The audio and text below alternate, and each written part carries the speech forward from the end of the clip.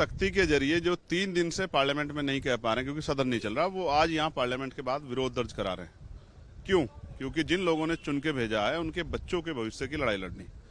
शिक्षा के लिए बाबा साहब अम्बेडकर ने कहा है, शिक्षा शेरनी का वो दूध है जो पिएगा वो दहाड़ेगा। उन्होंने अपने पहले नारे में शिक्षित बनने कहा, लेकिन सरकार शिक्षा के अधिकार को छीन रही है। 27,000 स्कूल बंद किए जा रहे हैं उत्तर प्रदेश में, 10,000 से ज्यादा बंद किए छत्तीसगढ़ में, मध्य प्रदेश में बंद कर दिए, राजस्थान में, सभी सरकारें करी। मैं पूछना चाहता हूं कि शिक्षा छीन कर क्या करना चाहते हो? स्कूल जाएगा दूर तो बच्चे बनेंगे मजदूर। पढ़ लिख कर जो बच्चे डॉक्टर, इंजीनियर, IAS, IPS बने, कमजोर वर्ग के लोग जो है, जो जमीन से निकल के आके और फर्श से अर्श तक पहुंचे, आज उनके बच्चों के भविष्य को रोकने का काम सरकार कर रही है। ये स्कूल नहीं बंद की जा रही, गरीबों के बच्चों के भविष्य को छीनने का प्रयास किया जा रहा है, इसलिए हम लोग विरोध दर्ज करा रहे हैं। आप ये कह रहे हैं कि सदन चल नहीं पा रहा है, इसलिए मैं अपनी बात उठा नहीं पा रहा। यस। तो सवाल तो सरकार भी ये कह रही है कि विपक्ष सदन चलाने ही नहीं दे रहा है। SIR के मुद्दे को लेकर रोज विपक्ष यहाँ पर। मैं तो चाहता हूँ SIR पे चर्चा हो।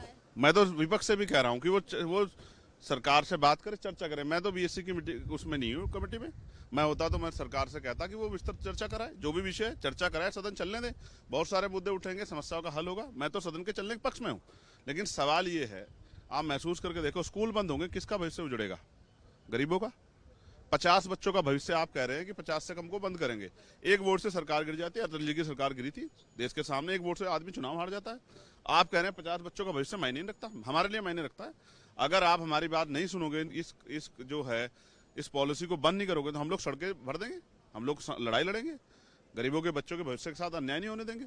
और हमने तो ये भी कहा है कि हमें सौंप दीजिए ना ये सारी पाठशाला, फंड भी ना दीजिए, हमारे कार्यकर्ता स्कूल को चलाने का, प्राइवेट स्कूल से अच्छी शिक्षा देने का काम करें। मैं गारंटी देता हूं आपको, आप 1 साल बाद एनालिसिस करवा लेना, आकलन करवा लेना, लेकिन स्कूल बंद करके बच्चों के भविष्य को बंद करने का काम ना करें। इसके लिए हम लोग हर लड़ाई लड़ेंगे, सड़क में, सदन पे, तमाम जगह। तो सदन में क्या आप ये बात रखेंगे? बिल्कुल रखेंगे। बात करने का मौका दे सदन। मैं विपक्ष के लोगों से भी कहूंगा और सरकार के लोगों से भी सदन चलने दे। और आप जानती हैं सरकार के हाथ में सदन चलाना, अगर सरकार चाहेगी तो सदन चलेगा, कोई भी नहीं रोक सकता है।